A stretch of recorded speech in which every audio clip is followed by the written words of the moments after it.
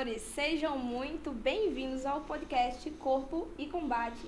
Eu sou a Karen, sou atleta, instrutora e influencer no ramo fitness e aqui você vai ver e ouvir muito conteúdo sobre saúde, esporte e beleza. E para estrear o nosso podcast com o pé direito, não podia ser diferente, trouxemos aqui o Dr. Vinícius Martinhago, que tem aí uma bagagem de experiência e conhecimento na área de saúde e alimentação, preparação física de atletas e fisioterapeuta. Vinícius, muito obrigada por aceitar o nosso convite. É um prazer ter você aqui.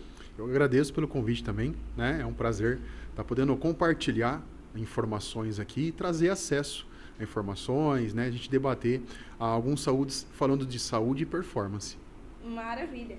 Gente, o Dr. Vinícius, ele é fisioterapeuta, especialista em fisiologia bioquímica aplicada ao esporte, é referência quando o assunto é performance, hormônio e transformação corporal. Ele tem pós em nutrição esportiva e anatomia e fisiologia humana, tem aí uma vivência real, né, no mundo da preparação atlética. O Dr. Vinícius, ele une ciência hardcore com prática clínica afiada, olha só. Atua na contenção de danos para hormonizados, interpretação de exames no detalhe, estratégias de emagrecimento feminino e otimização aí da performance física e mental. Ele também é criador do e-book Natas do Underground, um verdadeiro manual de sobrevivência para quem vive o mundo dos anabolizantes com responsabilidade. Muito legal, olha só aí o currículo do Dr. Vinícius, né? Então vamos lá, agora que eu já apresentei o currículo do Dr. Vinícius, nós vamos conhecer um pouco sobre ele, um pouco sobre a trajetória, sobre o trabalho dele. Vinícius, é com você. Olha, nunca imaginei na vida que eu ia ser da área da saúde, né? Nunca passou pela minha cabeça que eu ia ser da área da saúde, mas sempre o que me motivou, né, é que acho que todo mundo que é, boa parte que é da área da saúde, sempre tem um histórico, sempre tem ali uma vivência por trás, que aquilo ali transforma a sua vida, né? Então, eu sempre fui uma pessoa obesa, gordinho, né? E sempre sofri bullying na escola, né? E então, acho que por conta disso, por conta do bullying, das brincadeiras que você sofre na infância, na escola, né? Um dia eu vou ajudar outras pessoas, eu não quero que outras pessoas passem por aquilo que eu passei na escola, porque é desagradável, né? Eu tinha vários apelidos, né? Então, com o passar dos anos, a gente vai crescendo, né? Só que eu tomei um rumo diferente na minha vida, né? A minha parte era uma parte automotiva. Eu sempre fui para o ramo ali dos automóveis, mexia ali com parte elétrica, som, injeção, né? Só que eu sempre tive aquele desejo da área da saúde. Eu não sabia o que eu ia ser. Eu só tinha dentro de mim que eu ia servir a população, que eu ia estar ajudando de qualquer forma, né? Então, um belo dia eu prestei para a Polícia Militar, porque quando você fala ser da área da saúde, ou ser da população, tinha vários sentimentos aqui no meu coração do que eu queria ser. E um deles era ser policial militar. Então, então eu fui lá, prestei para a prova, né? Na época eu lembro que foi um reboliço total aí, né? A minha mãe ficou preocupada, não queria apoiar, né? Imagina. E da polícia faltou, eu lembro que eu fui sem estudar, sem nada, e eu falei, se eu passar eu vou dar continuidade. Mas reprovei por 3 pontos. Aí em diante eu mudei e eu migrei para a área da saúde e eu iniciei na enfermagem, né? Então eu estudei até o 4º semestre de enfermagem.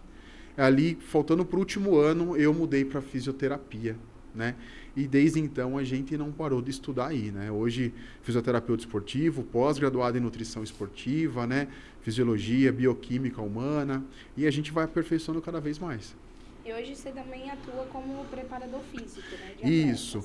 Hoje eu tenho recebido bastante atletas de vários nichos, né? Seja bodybuilding, fisiculturismo, seja maratonistas, maratonistas. Eu já preparei atletas de CrossFit que lutou mundial, por exemplo, também, né? Jiu-jitsu também está vindo agora, né? Mas o foco é atleta e não importa a modalidade. Não importa a modalidade, né? Isso. Hoje você atua com atletas tanto de musculação, jiu-jitsu, crossfit, corrida, todos, no caso, falando agora um pouco sobre o seu trabalho, né?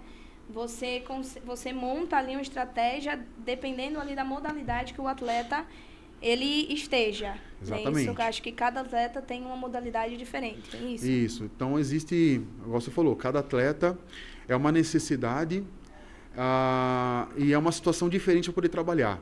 Então, por exemplo, preparei a Joyce, né, atleta de CrossFit, ela foi competir na Colômbia, e são situações diferentes, porque você tem que preparar para poder ter uma explosão, para poder ter performance lá, para poder aguentar uma prova exaustiva, né? Já, por exemplo, o bodybuilding, né? Ele existe fases, você tem que tirar quase toda a gordura do corpo, deixar mais esculpido para poder subir. O atleta de jiu-jitsu, por exemplo, às vezes tem dificuldade em bater peso, então você tem que fazer um trabalho para que a gente venha ter uma composição corporal, para que ele venha bater o peso no dia da luta, só que ele venha manter a performance também. Então, cada esporte, cada nicho é uma situação diferente, uma estratégia diferente, né?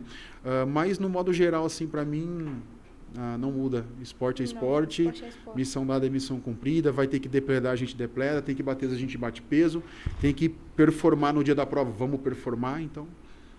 Muito legal, Vinícius. E ainda falando sobre esse assunto de preparação física, vamos iniciar aqui o nosso bloco de perguntas, né? A primeira pergunta, Vinícius, que eu tenho para você você acompanha vários atletas, não só atletas, mas pessoas também, né, comuns que praticam exercício físico. E você, como fisioterapeuta, como preparador físico, qual é o erro que você enxerga assim que as pessoas mais cometem quando elas estão nesse preparamento físico? Seja por emagrecimento, seja para bater peso, ou para subir num palco. Qual o erro que você olha assim que é o mais comum? Olha, são vários erros. Começando pelo clássico, muitas das vezes, cortar o carboidrato da dieta. Já começa por aí. Esse é o erro clássico. O pessoal acha que tem que cortar o carbo para poder emagrecer. Né? Outro erro clássico é o uso profilático de alguns medicamentos, como, por exemplo, diuréticos. Né? A pessoa, às vezes, acaba vendo em algum lugar ou viu na academia que tem que tomar um certo diurético para poder tirar a retenção e, com isso, acabo perdendo alguns eletrólitos ou eu acabo desidratando essa pessoa. Então, né, a gente se depara com vários erros aí. Né? O uso profilático de alguns medicamentos que controlam a pressão e que tiram essa retenção, mas aí, por outro lado, a pessoa acaba perdendo performance, ficando em impotência. O mais comum e o mais, assim, campeão, né, é o tal de zerar carbo e ter medo de comer carboidrato. Então, isso é o que eu mais me deparo lá no consultório, né? Pessoal que vem e não come carbo de jeito nenhum, tem medo porque ouviu falar que o carboidrato faz isso, faz aquilo, né? Ou então ouviu falar que tem que tomar uma espironolactona ali, que é um diurético para poder tirar a retenção e, por fim, acaba bagunçando aí algumas coisas. Tá vendo, minha gente? Pode comer seu pão, tá? Pode comer seu cuscuz, pode comer seu arroz, seu feijão. Normal. Você não vai morrer porque você tá comendo pão. Porque, nossa, isso é muito real o que você falou sobre as pessoas tratarem o carboidrato como um vilão, né? Sim. Porque, um exemplo, você pega uma pessoa ali, principalmente pessoas que estão iniciando nessa fase do emagrecimento, e você pergunta assim, a pessoa, o primeiro comentário que ela faz, eu comecei a emagrecer, parei de comer pão, não é? É o primeiro comentário que a pessoa faz, parei de comer pão, cortei o pão, cortei o leite, não como mais arroz, e a pessoa vive ali só na base da fotossíntese. Né, come só frango e olha lá, porque tem gente que não quer comer nem isso, né? Quer comer só salada, só mato. Então, muito legal, realmente. E essa questão do diurético também, né? Você vê, hoje se popularizou muito o uso não só do diurético, mas também da canetinha, né? Sim. Muita gente usando canetinha aí pra cima e pra baixo, emagrecendo de qualquer jeito. Exatamente. E depois que vem aí os resultados, né? Um pessoal que emagrece e perde massa muscular, fica flácida, né? Principalmente em questão ali de mulher. Mas, assim, por isso que é importante também o acompanhamento de um profissional. Sim, né? senão... Quando você está Isso. ali no processo de um emagrecimento ou de uma preparação física. Legal, Vinícius. E a segunda pergunta que eu queria perguntar para você, a gente já falou um pouco, né, sobre que cada modalidade tem ali uma preparação física, mas agora usando aqui um exemplo, eu faço jiu-jitsu, eu também faço musculação. Então, existiria ali uma diferença entre uma preparação física para o jiu-jitsu e para a musculação? Ou você consegue fazer uma preparação física que atenda essas duas modalidades, vamos dizer assim? Ou então, caso de um atleta que faz musculação e faz crossfit, ou faz musculação e faz corrida, existe ali um controle, um equilíbrio entre duas modalidades ou não é possível? Não, é possível sim, mas são situações diferentes. Então, por exemplo, tem que ter muita cautela porque, assim, a diferença, acho que a única diferença para mim do atleta de jiu-jitsu e do fisiculturismo é que, por exemplo, assim, o atleta de jiu-jitsu, ele tem que bater o peso e lutar em seguida. Então, se você, muitas das vezes, não usar uma certa estratégia ou fazer uma preparação antes. O que é preparação antes do atleta? Igual eu falo, o pessoal aí que é atleta aí, ó, não deixa para bater peso em cima da hora, porque vai lutar fraco, vai tirar água e vai dar ruim. Então, a diferença é, o jiu-jitsu, o atleta de jiu-jitsu, ele tem que, muitas vezes, bater o peso e lutar em seguida. Agora, o fisiculturismo não. O fisiculturismo a gente depleda, deixa o cara na pele, só que ele pesa num dia, ele tem quase o dia todo, a noite inteira para carbar, para trazer essa densidade para poder subir no palco, né? Então, se você errar a mão, perde performance e não luta bem, né? O outro já não corre esse risco. Pode até bagunçar o físico no palco, mas no jiu-jitsu o cara vai lutar. Então, assim, o que eu falo é que o atleta de jiu-jitsu, ele sempre tem que estar pronto antes. Né? Então a gente vai dosando ali, por exemplo, se ele é um atleta que ele está dentro da chave dele, com um peso batido, então não tem por que às vezes segurar tanto assim a alimentação, você vai dosando ali a dieta, o treino e vai avaliando ele. Né? Então eu falo que é mais nessa questão aí. Né? O atleta de jiu-jitsu, ele tem que estar pronto antes. Ele tem que estar pronto para a luta sempre, com o peso em dia, aí não sofre, não tem que fazer sauna, ou às vezes usar um diurético ali uma noite anterior para tirar água e bater peso. Aí bate o peso em cima da hora, sem estratégia, o que acontece? Vai perder a luta. Minha gente, eu vou dizer pra vocês, não é bom não, viu? Eu já passei por essa situação umas 2 vezes na minha vida, assim, eu não recomendo. Como o Vinícius falou, o atleta de jiu-jitsu, até se você não for atleta, mas você faz o jiu-jitsu por hobby, e você está pensando em competir, você tem que estar preparado antes. Porque além da pressão de você ter que perder peso muito ali em cima da luta, tem a questão da ansiedade. Sim. Que vai ser o que mais vai te atrapalhar num campeonato de jiu-jitsu ou em qualquer outro campeonato. Mas eu falo que especialmente no de jiu-jitsu, porque é um campeonato ali, é um esporte de combate, né? Corpo a corpo. E o jiu-jitsu é uma arte marcial muito de detalhe. Então, qualquer detalhe que você perder ali, você perde o feeling da luta e você acaba perdendo. Então, eu passei por uma experiência recentemente que eu tive que perder peso ali na hora do campeonato. E na hora de entrar foi muito difícil para mim, porque eu já estava numa categoria abaixo e eu ainda tive que perder peso. Então, você que é atleta de jiu-jitsu, realmente se prepare antes. Se você vê que não vai bater o peso, falo agora como atleta, tá? Não compensa, suba uma categoria. Né? Crie vergonha na sua cara, se prepare antes, né? E faça ali a luta no seu peso ideal. Se não deve, você sobe e tá tudo certo. E falando agora sobre peso, né? Trazendo aí um pouco aí sobre alimentação, né? Se preparar antes. Para você, Vinícius, o que pesa mais? Comer bem ou treinar bem? Olha, uma boa pergunta, porque eu acho que é uma engrenagem. Não adianta você comer bem e treinar mal, ou então você treinar bem e comer mal. Né? Tem que estar alinhado os dois. Né? Se você treinar muito bem e comer mal, você pode ter certeza que vai faltar energia para treinar, ou você não vai ganhar massa muscular o suficiente, ou vai acontecer alguma coisa ali que vai impedir você de evoluir. Você não vai subir as cargas, e muitas das vezes você treinar pesado e não comer bem, pode alterar alguns fatores aí, cortisol muitas das vezes fica sempre elevado, você não conseguir recuperar direito. Então, e vice-versa, né? Se você comer bem e treinar menos, se você ainda ultrapassar a sua faixa de manutenção, vem gordura. Então eu acho que não tem como um ou outro. Né? Para o atleta, exato. Outra, ou né? você tem que treinar bem e comer bem. Tá? Então não existe qual que é o melhor. Se você comer pouco e treinar mais, você vai ficar ali com uma imunidade sempre baixa, porque comer pouco, eu sempre vou ter ele sempre ali glucagon e cortisol elevado para poder suprir aquela falta de energia que vem do alimento. E o glucagon e o cortisol são hormônios catabólicos, perde massa e faz imunossupressão, o cara fica mais doente. Então tá vendo como que tem que andar junto, né? Não dá. E também você não estimula a síntese proteica o suficiente vindo da alimentação. Então tem que comer bem e treinar bem assim pro atleta, tá? Entendi. Eu costumo dizer que a alimentação ela é 80% do resultado. Você acha que é isso tudo mesmo ou seria menos? Não, acho que a alimentação ela é a base. Base Ela é a base de tudo, né? porque independente do resultado ou não, nós estamos falando aqui também não só de corpo, mas de saúde. Saúde, né? De qualidade de vida, de saúde, de pele, de cabelo, de imunidade, de perfil lipídico, de um bom funcionamento do corpo. Aquele ditado do você é aquilo que você come. Exatamente. Então, a alimentação eu falo que ela é 100% importante, independente, pessoal, esquece de resultado. A alimentação é importante. Sempre a alimentação ela vem à base. Eu não pratico nada, mas só de você se alimentar bem, você vai ter um colesterol controlado, você vai ter um bom funcionamento, você vai evitar ter ali uma resistência periférica à insulina, que é um diabetes tipo 2. Então, a alimentação é base para um ser humano independente, se ele treina ou se ele não treina. Então, isso aí é a chave para mim. É o começo de tudo, né? Sim.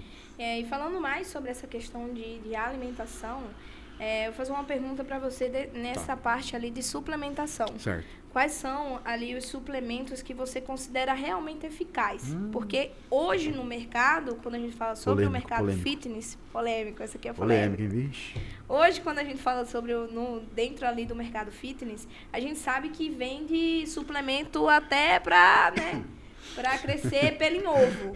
Hoje em dia tem suplemento até para crescer pelo em ovo. E muito desses suplementos que estão no mercado, inclusive que vem do mercado fitness, dessa parte digital, das influências, fitness e tudo mais, são suplementos que não funcionam. São suplementos ali que só está sendo divulgado para arrancar dinheiro mesmo do público. Então, na sua opinião, Vinícius, se você pudesse criar um ranking de suplementos que realmente são eficazes, que você fala, não, isso aqui pode tomar que realmente você vai ter resultado. Quais seriam esses suplementos? Primeiro, o bom e velho creatina. Por que a creatina? Porque a creatina, você vai comer um boi inteiro lá para você poder ter a quantidade de creatina que você precisa. Então, por que a creatina vem primeiro? Você não consegue extrair de outra fonte. Igual eu falei, a creatina está presente na carne vermelha. Mas você imagina a quantidade que você tem que comer para... Então, a creatina vem em primeiro lugar, para mim. Tá? Segundo lugar, suplementos ergogênicos que funcionam além da creatina, a cafeína.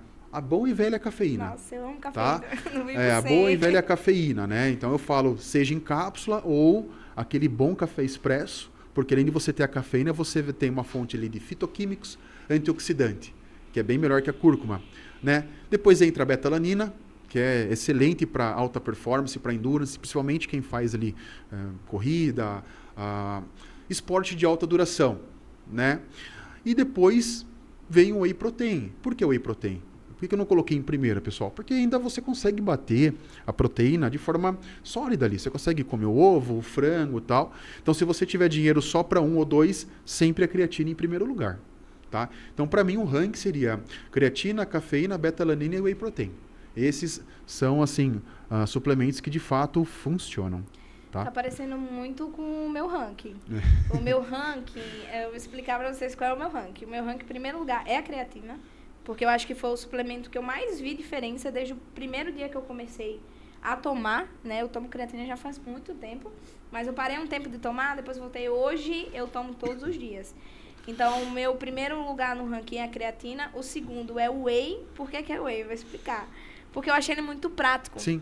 Então, pra mim que tem uma rotina assim muito agitada, que às vezes eu não tenho tempo nem de fritar um ovo. A verdade é essa, às vezes tem dia ali que eu não tenho tempo nem de fritar um ovo. Então eu vou lá, pego o whey, bato ali no leite, tomo e tô saciada. Então depois eu faço uma refeição mais completa. Então o whey pra mim, ele é muito eficaz, muito simples, muito prático. Eu consigo fazer em receita, consigo tomar ele puro, eu consigo comer ele com fruta.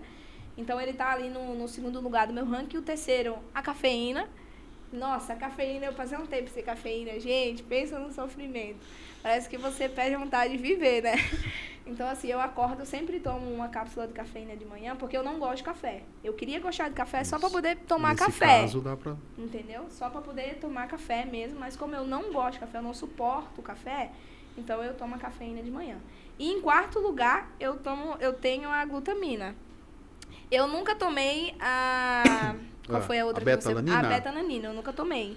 Eu comecei a tomar a glutamina, acho que faz umas 3 semanas, e eu senti, assim, uma melhora na recuperação muscular, na fadiga muscular no outro dia, acordar um pouco melhor, ter mais disposição, então a glutamina tem me ajudado. Não sei se você recomenda também o uso.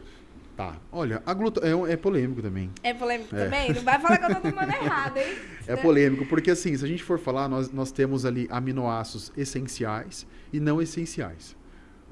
Se a gente for pegar ali os não essenciais, é porque o nosso corpo produz, teoricamente. Tá? Não é que eu sou contra a glutamina, então seu corpo já produz. Eu acho assim, se você já tem uma alimentação rica em frutas, vegetais, oleaginosas ali, castanhas, né?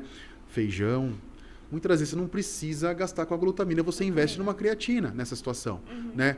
A glutamina eu acho válido assim, ó, não é que eu sou contra, e esses dias eu até comprei e tomei glutamina. Por quê? Porque a glutamina, ela tem um papel sim, quando o paciente ele apresenta, por exemplo, ali, foi para a praia, pegou ali uma virose, né, com uma comida contaminada, voltou aqui para São Paulo e uma semana o paciente apresenta vômito, diarreia aquosa, vem desidratando, ele causa uma alteração intestinal. Eu acho que nesse período a glutamina é interessante, junto ali com o probiótico, né? Então eu falo que vamos pensar num cenário em que a pessoa está com um valor financeiro pouco dinheiro. Se for para ela escolher entre a glutamina e a creatina, vai creatina, porque da glutamina é igual o whey, eu falei para você. Whey protein, você consegue, você consegue comer ali feijão, que é um excelente prebiótico, né? Você consegue ter alta demanda de frutas e vegetais, então, teoricamente, você mantém seu intestino bom com isso já, tá? Agora, para alguns casos específicos, né, uso de antibiótico, uso profilático de antibiótico, muito antibiótico, desbiose, doença celíaca, por exemplo, aí eu acho que dá para encaixar sim a glutamina. Agora, se você é saudável, não apresenta nenhuma alteração intestinal, não está internado ali, recebendo nenhuma alimentação nasogástrica, enteral, que seja, você está saudável, vamos comer fruta, vegetais, né? E tá tudo certo. Então, no meu caso aí, seria mais interessante usar a betalanina no lugar da glutamina. Sim, exatamente. Tá vendo aí, gente? Vou terminar de tomar a minha. Eu comprei ela porque ela estava na promoção. Aí eu comprei para tomar, mas já vou trocar aí por indicação do Dr. Vinícius pela betalanina. Já vai, se você tá tomando glutamina aí, ó, e consome esses alimentos que o Dr. Vinícius comentou, vai na betalanina que é mais sucesso. Então vamos lá, mais uma pergunta. Certo. Esse aqui também é polêmico, tá? Mais uma pergunta polêmica tá me colocando aí. Da parte de suplementação. Gente, essa daqui eu acho que é uma das minhas perguntas favoritas, porque quando eu vejo algum suplemento assim que é só marketing, entendeu? Eu adoro falar que é só marketing. Então, Vinícius, um suplemento que é super valorizado hoje no mercado fitness, que você não recomenda. Que você diz assim, isso aí é só marketing. Acho que tem vários aqui na lista, hein? Cita uns 5 aí. Tá, vai. Primeiro, colágeno. Colágeno não funciona. Colágeno não funciona. Esse daí é polêmico, não, esse né? é brabo. Porque hoje todo mundo toma colágeno. Eu tomo colágeno Verisol. Filha, não vai adiantar se você não tem uma boa ingesta proteica, tá? Então, por que o colágeno não funciona? Porque o colágeno é uma proteína. Quando você toma ele vai entrar assim lá, como colágeno. Um vai para um heterócitos, mitocôndria. Ele é uma proteína. Então, vamos pensar no cenário. Se você não faz dieta, você não bate proteína o suficiente para gerar síntese proteica muscular, né? E nem gerar síntese de colágeno. Você acha que aquele colágeno que você vai tomar vai virar síntese de colágeno? Não vai nada. O corpo vai pegar aquilo lá, vai para o enterócito, intestino, vai para a mitocôndria, vai gerar síntese proteica, tá? Então, por isso, né, eu falo que o colágeno ele é muito utilizado de forma errada. Tá? Agora, se você já consome uma boa quantidade de proteína lá, 1,82 gramas quilo, aí sim, tá? Outro que eu falo que também não funciona assim na prática, vamos lá, famoso pra caramba e muito caro, eu nunca tomei, é para ser gostoso, porque o pessoal compra bastante. Super Coffee. Eu sabia, eu estava esperando por esse momento que ele ia falar do Super Coffee. Nossa. Gente, é um café que o pessoal bota um monte de coisa, Deus do céu, um monte de coisa lá. E você só vê as blogueiras, né, fitness, caríssimo, de manhã, lendo Café com Deus Pai e tomando Super Coffee. Super Coffee também. Pessoal, Super Coffee ele é um blend de café com chá verde, óleo de coco, TCM. É um café caro, só. Não é um café caro, tá? Você pega um café pilão lá, um expresso, que também já tá caro, que também né? já tá caro, não dá nem pra falar que tá... Também já tá caro. E o pessoal deixa ainda mais caro, só porque para botar o nome ali de Super Coffee. Qual seria mais uma aí, Vinícius? Olha, tem um também que é recente agora, um tal de Pep Strong, que está saindo bastante no mundo magistral de manipulação, Pep Strong, né? Que é um peptídeo que promete aí inúmeros benefícios também, né? Então também é uma coisa que não dá para confiar, que eu também não passaria aí, né? Esse Pep Strong, igual eu falei, do colágeno, Super Coffee. Esse Pepstrong, ele é usado em que casos? A Assim? Pepstrong, ele veio agora para ser utilizado ali para aumentar a síntese proteica. A proposta dele é hipertrofia muscular, né? Mas você vai ver a proposta do produto, é um produto que você olha e fala, nossa, muita coisa para... Você entendeu? Então, muito marketing, exato, né? Tá, então assim, tem esse Pepstrong agora também, que também não funciona de nada, só marketing. Né? O que mais? Aí tem um monte, viu? Se for falar aqui, a gente podia inteiro falando. Passa o dia inteiro falando sobre esse suplemento que só tem marketing e não traz resultado nenhum. Que é o que mais tem no mercado hoje, né? Falando aí sobre suplementos bons, né? Que a gente já citou aqui, que realmente traz assim, um certo resultado. Creatina, cafeína e whey. Como que você recomenda o uso? Foi que nem você falou, se a gente for pegar no seu exemplo de whey protein, eu acho que não tem um horário certo para tomar whey, porque vai muito da rotina. Então, por exemplo, você acordou perdendo hora, não vou fazer. Cara, toma um whey protein com leite, faz um shake e vai trabalhar.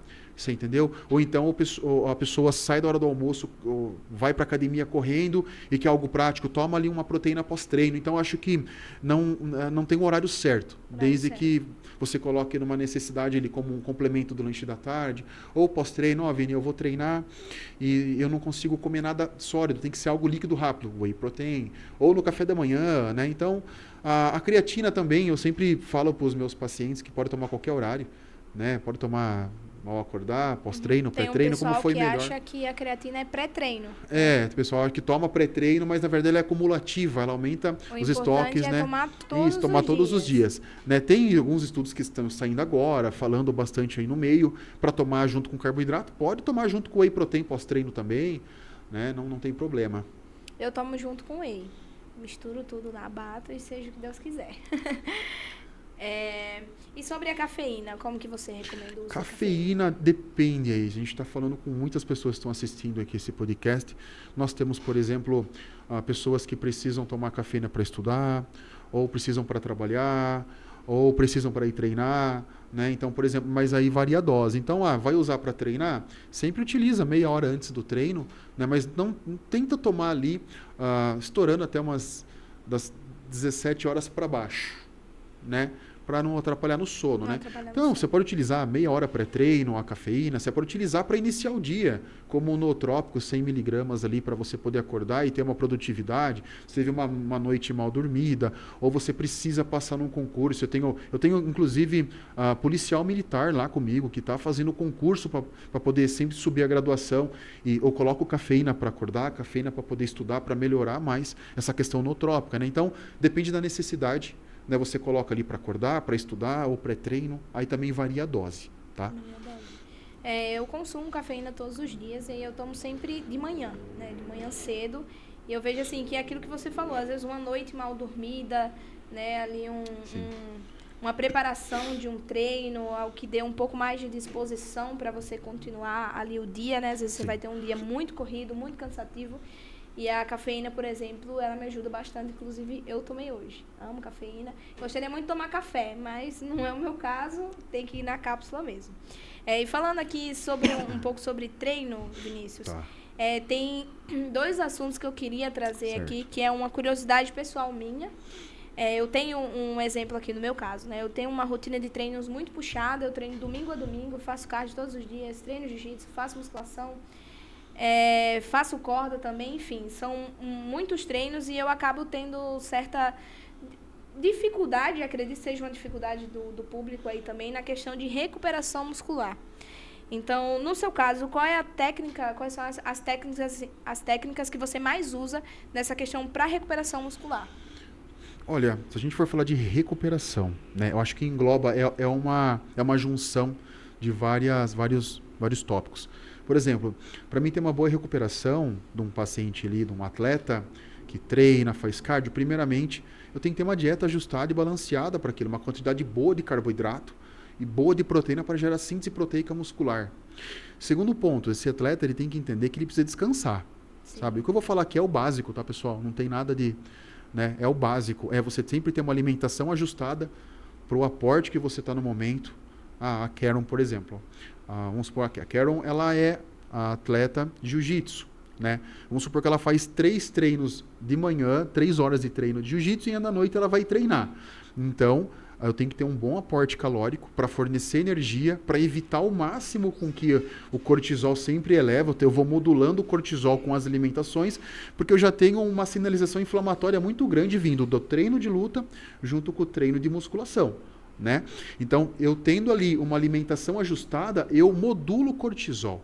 Então, se eu modulo o cortisol, eu faço menos imunossupressão, tá? Porque o cortisol ele vai elevar, dependendo da situação, e o cortisol, por muito tempo elevado, ele faz imunossupressão. Por que ele tem que fazer imunossupressão durante o treino? Para você não sentir dor. Porque depois do treino você sente dor, né? Então, primeiro ponto, alimentação. Segundo ponto, saber descansar, tá? Tem pessoas que parece que não conseguem descansar e respeitar. Então, o descanso é fundamental, né? E o terceiro ponto, tem que haver ali uma sinergia. Um exemplo, estou dando exemplo da Karen aqui, a musculação e jiu-jitsu. Tem que ter uma sinergia. No dia que treina a Gil, muitas das vezes descansa da musculação à noite. E vice-versa, vai intercalando, porque senão não consegue recuperar ali, né, pode abaixar a imunidade. Então é o básico, tá, pessoal? É um descanso, volume de treino, intensidade de carga, tá? E alimentação. Então, um atleta meu de fisiculturismo, por exemplo, está em preparação? É porrada, é treino todo dia, carga alta, né? Lógico, tem os hormônios ali para dar suporte. Subiu no palco, né? Pós-campeonato, 20 dias sem treinar, de preferência. Sem treinar, sem usar hormônio, libera o cara para comer, sem treinar, descanso. Um atleta que se preparou para lutar um mundial lá, CBJJF, lá um mundial. Foi ali estresse, treino, ansiedade. Subiu no campeonato, pós-campeonato, 3, 4 dias sem pôr o pé na escola de Gil lá. Vai descansar. Então, sabe, você respeitando isso, você tendo um bom aporte calórico, você sabendo dar o descanso, é o básico. Existe uma fórmula mágica, uma pílula que você vai tomar, tá?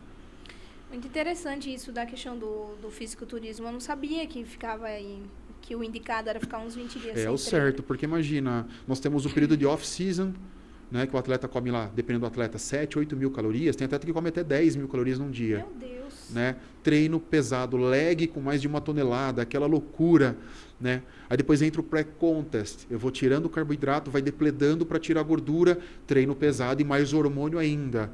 Depois do campeonato, ainda no campeonato, fica fazendo pose, depois do campeonato. O certo é 10 dias no mínimo de molho para recuperar esse físico.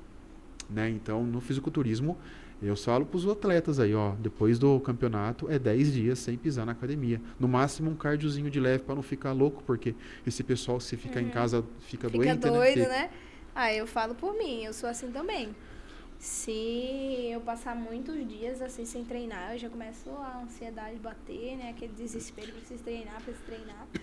Mas é importante o descanso também. E ainda sobre esse assunto de recuperação de massa, de recuperação muscular, né? A questão do uso de anti-inflamatório. Por exemplo, eu já ouvi muito falar que não é indicado, né, fazer o uso de anti-inflamatório constante por conta que isso atrapalha no desempenho do músculo. Sim. Né? Tá Isso correto. tá correto. Sim. Então, um exemplo mesmo às vezes quando eu tô com dor muscular, eu não faço uso do anti-inflamatório. Mas em casos que você tá com muita dor muscular, o que faz? O que você indica? Assim? Tá. Usa um anti-inflamatório, não usa, descansa? Só para o pessoal entender. O anti-inflamatório ali, seja um diclofenaco, que mais é que a gente tem ali? O ibuprofeno, são anti-inflamatórios que inibe as vias COX-1 e COX-2, pessoal. Quando você treina musculação, você treina Gil, você sinaliza essa via inflamatória. Então, primeiramente, na hora que você toma anti-inflamatório, você já quebra a homeostase adaptativa de que o corpo sinaliza para você poder ter uma recuperação muscular. Então, quando você treina musculação, você gera uma inflamação naquele músculo, você estimula a TNF-alfa, né, uma ocitocina inflamatória, para falar assim para o corpo, sistema imunológico, é o seguinte, você tem que recuperar aquele cara mais tarde. Quando você toma anti-inflamatório, você acaba perdendo essa adaptação fisiológica, né, do corpo entender que você treinou, gerou inflamação tecidual, eu tenho que fazer o reparo. Isso vale também, vamos colocar aqui, isso vale também banheira de gelo. Eu vejo muito banheira de gelo. Interessante. Banheira de gelo, que é o que eu mais vejo. Ficar colocando o atleta em banho de imersão. Para quê? Você vai bagunçar. Eu falo assim, por mim, quando eu tô, assim, gente, destruída, assim, acabada, eu faço a banheira de gelo. Então, na verdade, não seria o mais indicado. Banheira de gelo é aquele cara que faz o triatlon, o cara andou correndo 300 quilômetros, subiu a montanha, nadou o oceano inteiro, no outro dia você pode fazer. Mas então por quê? Porque o gelo é anti-inflamatório. Então, no caso do atleta, usar o anti-inflamatório, inibindo essas vias, que são vias sinalizadoras para hipertrofia muscular, para ter uma reparação do músculo, e a banha de gelo é igual. Então por que usar? Mas eu estou com dor. Vamos avaliar volume, carga e intensidade. Será que você está treinando demais? Será que você não está tendo um bom volume? Vamos tirar um pouco? Vamos fazer uma periodização do que vir ali. Mas o anti-inflamatório, ele é importante? Lógico que é. Eu tenho um atleta reta final, um atleta de jiu-jitsu. A gente vai lá, você está para o brasileiro, a gente precisa lutar o brasileiro. Faltando 5 dias para a gente ir para São Paulo lutar o brasileiro, você lesionou fazendo um treino aqui, pré-competição, pré-luta com o seu treinador.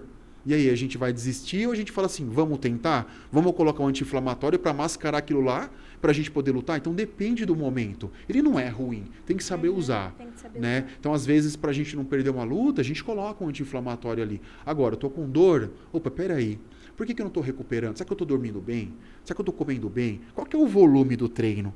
Qual que é a intensidade? Carga?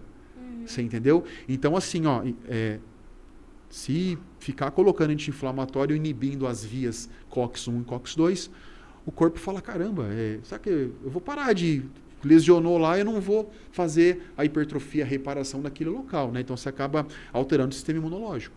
Entendi. Então, aí, no caso, uma pessoa que está tendo muita dor muscular, né, após os treinos, ela tem que primeiro investigar de onde está vindo essa dor. Exatamente. O que está acontecendo? Por que está acontecendo, né? Então. Se é problema na alimentação, se é o treino que está demais, Exato. falta de descanso. Exatamente. O ideal não seria ali um uso contínuo desses anti-inflamatórios. Exatamente. Né? Muito interessante. Aconteceu alguma coisa ali, está com uma dor muito aguda, né? Está tirando a sua função, você está com muita dor, não vai conseguir dormir, você toma ali, mas tem que investigar. Tá? Muito importante isso aí. Indo agora para o nosso penúltimo bloco, nós vamos para um assunto um pouco é muito singelo. Muito polêmico. Né? Ixi, você está me colocando Nós tivemos aqui. muitas polêmicas hoje. E esse é um assunto que eu tenho muita curiosidade, inclusive, que é a questão de anticoncepcional para mulheres. Né? A gente vê que hoje está muito comum. Se você pegar ali 20 mulheres, 18 delas usam anticoncepcional, se não 19. Eu, por exemplo, não uso. Mas eu tenho muitas dúvidas sobre o anticoncepcional, porque o anticoncepcional, ele é algo polêmico, né? Tem muita gente que fala bem, tem muita gente que fala mal, mas aí, para mulheres, Vinícius, mulheres que usam anticoncepcional, elas têm alguma desvantagem na questão de desempenho físico e performance, seja em qualquer tipo de esporte? Sim ou não? Tem. Sim? Tem. Nos explique bem. O que acontece? O anticoncepcional, tá? Ele é uma pílula combinada ali com etilil estradiol e uma progestina, né? Essa progesterona, ela vai lá no seu cérebro inibir o seu eixo, então eu vou cortar a comunicação do hipotálamo, tá? Lá com as glândulas adrenais e o seu ovário. Cortando essa comunicação, eu paro de produzir quem ali? Estradiol, testosterona, androstenediona, hormônios importantes aí para força, recuperação, tá? Então, o que a gente vê na prática é que quando a gente tem ali mulheres que usam anticoncepcional por um bom tempo, elas vão ter redução desses hormônios sexuais.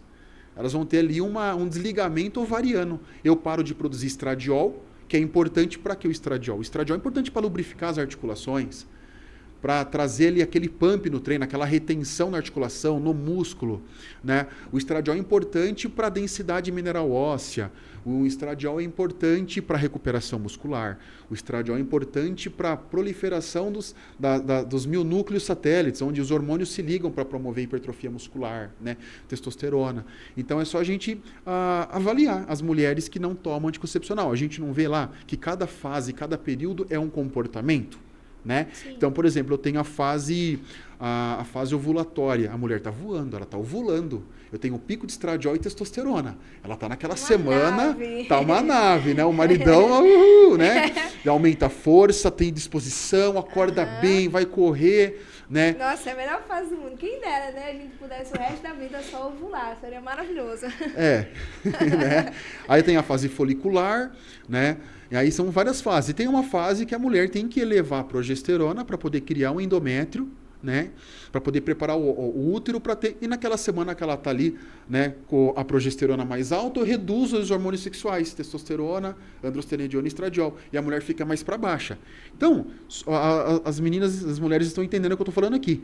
Então, você imagina você sempre viver na fase baixa, que é aquela fase que você tá, que vai vir a menstruação para você, né, que é a fase que a progesterona ela precisa subir para criar o útero, para ficar aquele útero fofinho, para poder receber o óvulo nidado. Porque o corpo entende que você foi fecundado, né? Então, assim, quando a gente tem uma mulher que ela toma anticoncepcional, já começa por aí. É uma mulher que ela tem menos aderência na dieta, do plano dietético. Porque eu vou ter alteração de dopamina e serotonina. Começa por aí já. Né? Fica uma mulher menos emotiva, mais seca, aí começa a sentir muita dor articular, porque o estradiol ele é importante para a retenção do líquido sinovial intraarticular. O estradiol ele é um potente anti-inflamatório articular. Então, eu já tenho ali. Então, assim, a gente vê hoje, eu tenho pacientes no consultório, mulheres, né, de 30 anos que utilizam anticoncepcional, utilizou por vida inteira e chega para mim com dor no joelho, ao solicitar uma ressonância, eu tenho ali desgaste prematuro de menisco, né? Mas por que esse desgaste prematuro? Então a gente avalia, viu, Karen? Qual que é o público hoje mais predominante que tem osteoporose e alterações degenerativas? Feminino. Mulher, feminino. Por quê? Anticoncepcional a vida toda. Né? Então eu acabo tendo ali uma probabilidade de desenvolver uma sarcopenia, uma osteopenia que não tratar de evoluir para uma osteoporose, mulheres que têm alterações de humor, né, aderem menos à dieta. Isso. Então, com certeza, o anticoncepcional, agora, para quem é atleta ou para quem luta, você pode sentir, sim, uma diferença. Né?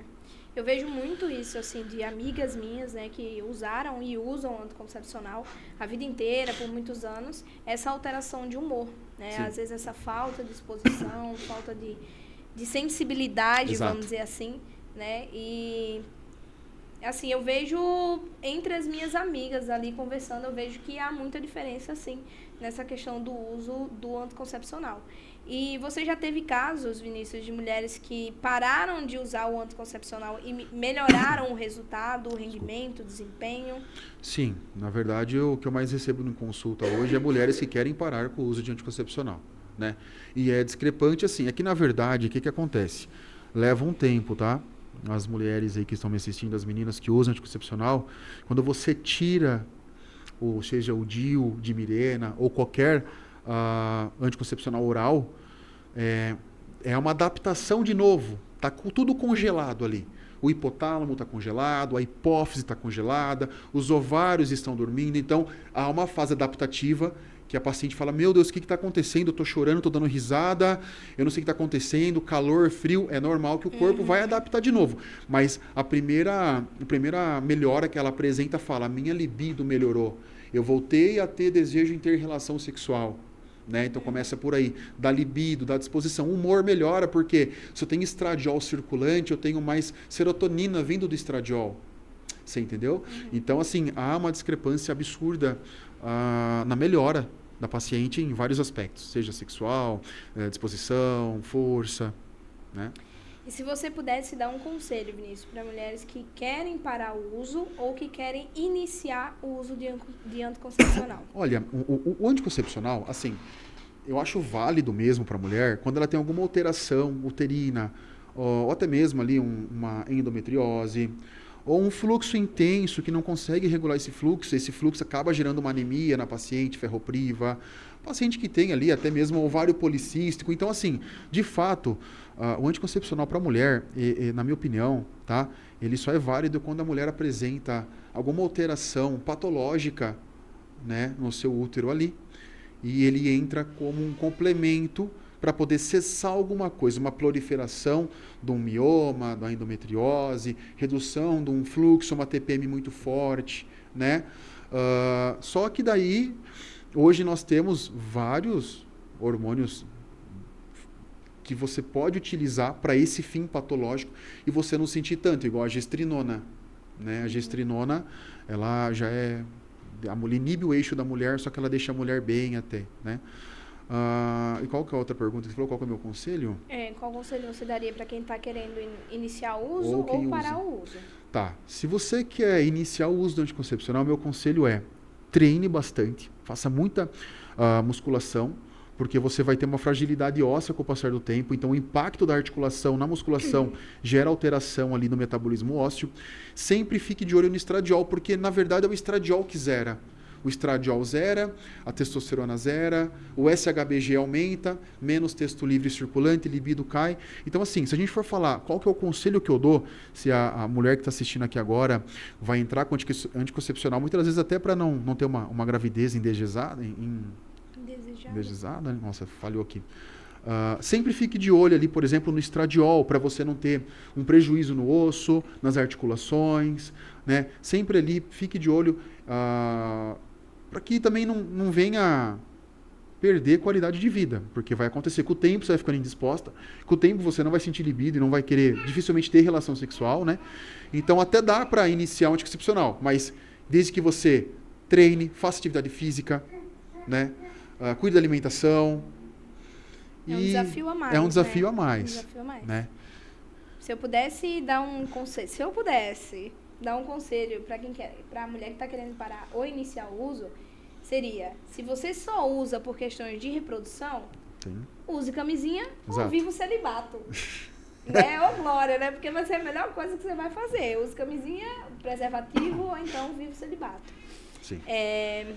E chegando agora no nosso último bloco, né, Vinícius, eu queria perguntar para você, na sua opinião, quais os profissionais assim que são indispensáveis na preparação de um atleta e de uma pessoa comum, uma pessoa que está iniciando na atividade física e ela deseja ter um acompanhamento de um profissional? Qual seria ali os profissionais que você diria assim, esse aqui precisa ter?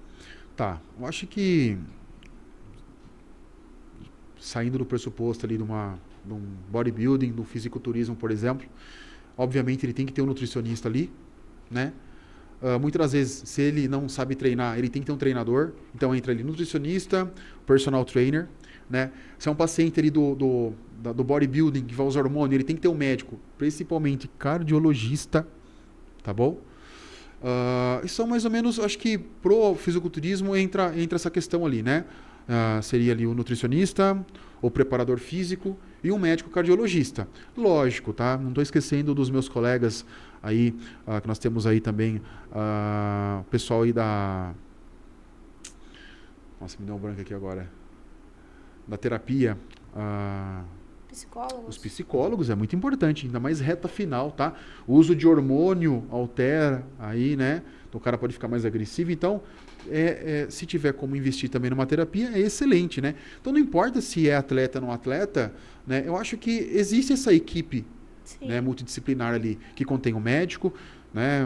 Até para o jiu-jitsu, por exemplo, nós sabemos que temos o jiu-jitsu, os atletas que são faixa preta, são atletas também que fazem reposição, são atletas que são hormonizados também. Nós temos ali... Muito deles, né? Se a gente for fazer um pente fino ali, Ixi, meu Deus. hoje, nos atletas de destaque, faixa preta, a gente sabe que muitos ali são hormonizados, né? Então, o cardiologista é indispensável, porque, querendo ou não, o uso de anabolizantes, esteroides anabolizantes, né, em altas doses, a gente sabe que existe um remodelamento cardíaco e você pode alterar a sua função sistólica e diastólica.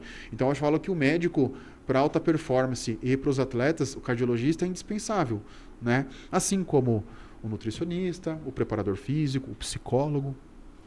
Muito interessante. E agora, minha última pergunta, Vinícius.